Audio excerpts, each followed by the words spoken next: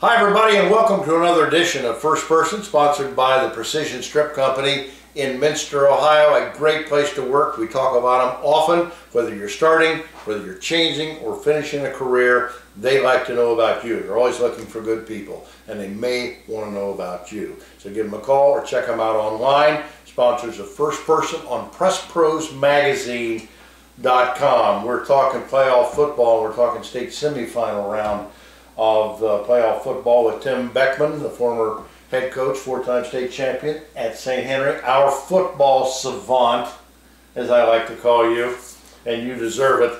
Talking about a big weekend, the penultimate weekend in terms of Ohio high school football, because this is what determines whether you get there tonight. A lot of dreams rest on this particular weekend. We want to talk about Tip, we want to talk about Marion, and we want to talk about New Bremen. But first of all, thanks for giving us your time and your opinion. Well, greatly appreciated. And as you said, we're at the pinnacle of high school football right now, and this is what everybody looks towards. And it's hard to explain how these kids feel right now.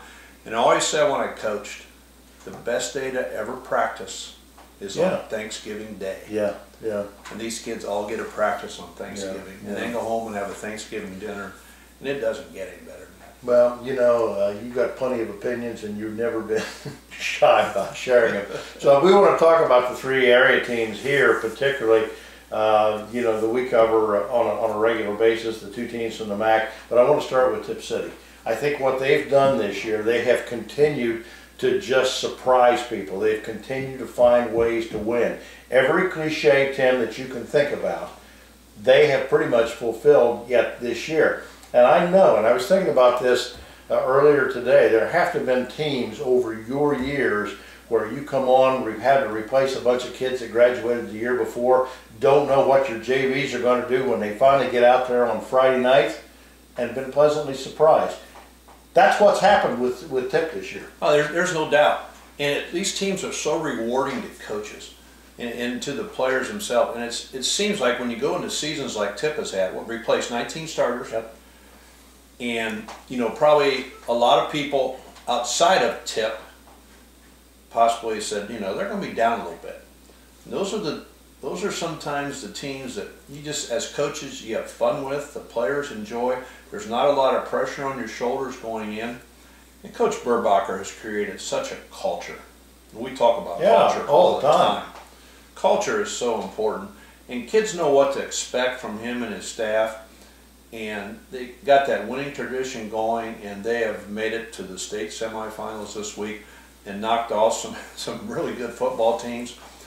And they're there, right there on the doorstep of us going to the state. I didn't pick them to beat Hamilton-Baden because you and I were there, watched Baden last year lose a tough game to Chardon in the state Division III title game.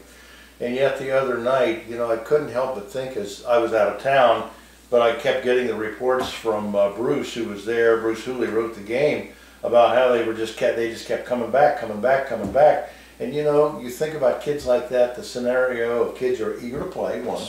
Two, eager to learn. Eager to learn. And then, of course, eager to prove themselves to coaches and each other. You know, that we can come out here and, you know, what you mentioned, Matt and Charlie and that staff have done nothing but, this is another cliche, just put them in a position of success. To succeed. And if you do it enough, then it becomes something they believe, and they just say, this is what's new. And that's the thing they got going right now. They believe in everything they do. You know, all these games have been close. This game, you know, teams go ahead of them, and they hang in there. They don't make mistakes. And when it's time for that gut check time, they handle that very well. Not afraid. Not afraid. Not afraid to very confident. That whole team is very confident. And what they've done with the community, you know, I look at their schedule for the week all the time, and they have a night practices. They invite alumni back. Yep. And it's just, he's involved the community in this, and it's amazing what they've done. It's just mind-boggling. I just don't think there's a better story in Ohio this year in football than what Matt Burbacher and the Tippecanoe.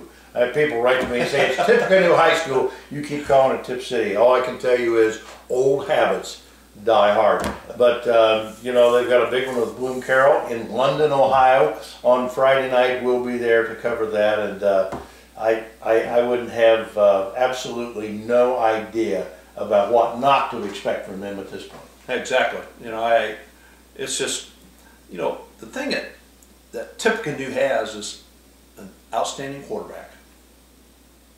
Yeah. Playmaker. Yes. Leader. And that's what you need at this point in time. Yeah. You need people like that can make things happen, and I'm sure the players look up to him and so forth. And it's just not that this means anything, but they're not playing the #1 seed. Exactly. They're playing like a 5 or a 6 seed in Bloom Carroll, so we'll see what that brings. Team that you know all so well. I want to talk about Marion Local. They went out the other night and just blistered ANALYST. Now we expected them to win. It's actually the one game I got right the weekend of the 4 games. We expected them to blister ANALYST, and you know, they showed some things that they hadn't showed. Whether he meant to or not, miserable weather, wind is blowing, they throw the ball and show they can throw the ball. But talk a little bit about Marion and you talk about confident football teams. Right now they're hitting on a late. They are, you know, and Bruce mentioned it, and we've talked about it. It seems like they're getting better and better. Yes. As the season goes on, and it's kind of it kind of coaches towards this. They expect to be where they're at right now, and it's just, and you know, they played that ball game without Meyer, who's probably one of their leading defenders, and out with a bruised shoulder.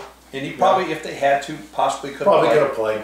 But you know, they're fortunate enough. They have a lot of depth in their backfield. And they have a lot of depth at linebacker, and they're able to get through that game. But again, you look at the game and the conditions they played in again, and they just went in there businesslike, and they got it done. And it's just as I said again, it's amazing what they do from week to week, and a lot of kids play for them, and they're up to all challenges. They're up, and of course they're so accustomed to success. And of course, over the weekend, the number of responses and communication we got, the amount of communication we got from Northeast Ohio by people already licking their chops about the matchup between Kirtland and Marion Local. Now, of course, let's not get the cart before the horse. Right. They got to play Columbus Grove on Saturday night in Lima. We'll be there. Columbus Grove, a very tough-minded football team, one that Coldwater had to get through here to make their last run last year. But, you know, a team that actually, I went back and looked at it in 2003 or 2004, one of the teams that kept Marion from being 13-time state champion right now. Yes. And Grove there's a tradition up there, too. It seems like every year they're at this point where they challenge that Northwest Conference, I believe it is, and then they advanced into the playoffs. And there's some good athletes that have come out of that town, and you mentioned they got Marion back in the early 2000s. Had a huge lead in the first half, and then Marion made this furious comeback in the second half, just ran out of time. I think Grove had a great running back during that ball game too. But no, it's a great matchup. You know, it always is. And again, you're playing at a nice stadium, at Lima Stadium. Yep. You know, Marion got off their home field at Wapakoneta. They're moving on. And but no, that'll be a good matchup Saturday night for them. And it's just, again, you just never know. You got to go out and play, and you got to advance. And the game that you mentioned, everybody's been talking about, possibly can happen in 2 weeks. But there's teams in the way of both of them, Kirtland and Marion. They got to beat Fort Fry. They got to beat Fort Fry. They got to beat Fort Fry to get there. So we'll see what happens. A team that we've talked about, we wrote about since week 3 or 4.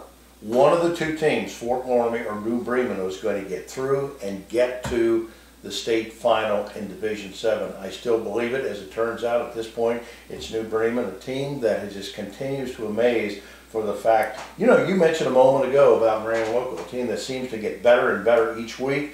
New Bremen is sort of cut out of that same piece of cloth because I think their running game, I think their line play, I think their defense, I think everything about what Chris Schmidt has sold this year, and Vince Morris, their assistant coach, their staff up there, is really coming together at the right time. You talk about peaking.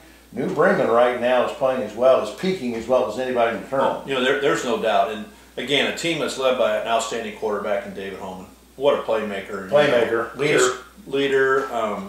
Been there, knows what it takes. Been through the with the other state championships. And I'll tell you, they just, you know, they had that loss late when David was down, and you know, that might be some driving force behind them too, to come back from that. When you look back at the losses they have during the season, Marion Local, and I think they scored 16 on Marion Local. Yeah, they did.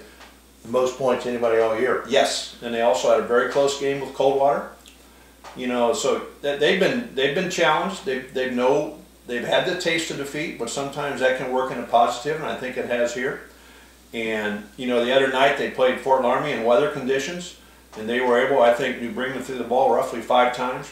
Ran for about 300 yards in those conditions, and they did what they had to do. Yeah. Have a great compliment to David Holman and Schaefer, and Coach Smith has done an outstanding job there. Again, I'm going to use the word culture. Yeah, he's created that. One of the things that I've noticed in those 2 losses they had to Marion in particular is the fact that they overcame some deficits in Coldwater as well. They overcame.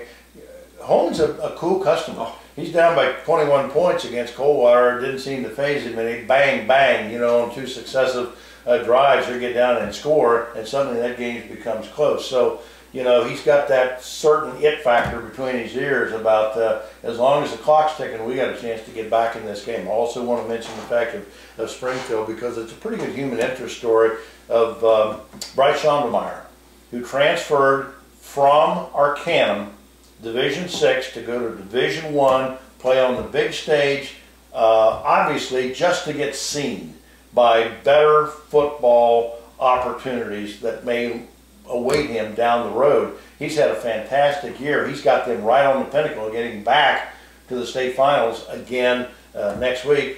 They got to get by more. That's going to be a great football game. Friday night here in Pickle.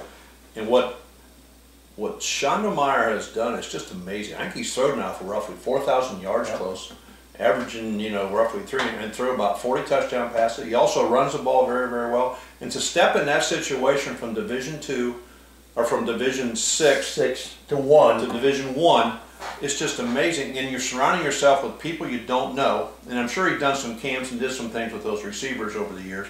But it's just that's a great story. Yeah, that's a great story. Unbelievable story. It's going to be an interesting story to watch Friday night. But again, the 3 teams from our typical coverage area, that being Tip City, Marion Local, Tippecanoe, Marion Local, New Bremen, and of course Springfield is our lineup here this weekend on PressProsMagazine.com. Coach, thanks again for your opinion, for being here with us again this year. It's always fun. We're looking forward to the state tournament. No doubt. Looking forward to that so much. How about that Thursday night dinner? That's the best. That's the best. That's the best. That's the best. That wraps up this edition of First Person, again with Tim Boeckman, sponsored by the Precision Strip Company in Minster, Ohio. Give them a check online, call them, see them in person. Great place to work. They're always looking for good people, and they may be looking for you. For our sponsors and Coach Boeckman, we appreciate your support of what we do each and every week, each and every month here on PressProsMagazine.com. Now in our 13th season, looking forward to a great state tournament coverage coming up. Hope you'll be with us. And until then, have a great sports weekend, everybody. Enjoy the football. It doesn't get any better than this. No doubt. See you next time.